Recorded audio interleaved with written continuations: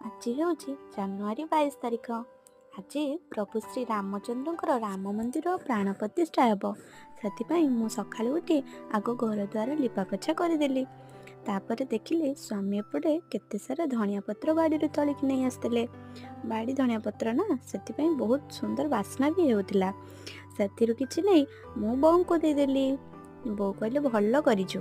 ତାପରେ ମୁଁ ମୋର ଗାଧୁଆ ପାଧୁଆ କାମ ସାରି ଦୁଆର ମୁହଁରେ ମୁରୁଜ ପକେଇଲି। ତାପରେ ମୁଁ ଚାଲିଲି ଠାକୁର ପୂଜା କରିବା ପାଇଁ। ତାପରେ ଦୁଆର ମୁହଁରେ ଘଟ ବସେଇଦେଲି। ଘଟ ବସେଇ ଦୀପଟିଏ ଜାଳିଦେଲି। ତାପରେ ଆମେ ସମସ୍ତେ ମିଶି ଖରାବେଳେ ଖରାରେ ବସି ଖେଚୁଡ଼ି ଖାଇଲୁ। ଆଉ ତାପରେ ସନ୍ଧ୍ୟାବେଳେ ସନ୍ଧ୍ୟା ଦେଇ ଠାକୁରଙ୍କ ପାଖରେ ପ୍ରଭୁ ଶ୍ରୀ ରାମଚନ୍ଦ୍ରଙ୍କ ନାମରେ 5ଟି ଦୀପ ଜାଳିଲି। ଯଦି ଆପଣମାନଙ୍କୁ ଭିଡ଼ିଓଟି ଭଲ ଲାଗିଥାଏ ତାହେଲେ ଲାଇକ୍, ସେୟାର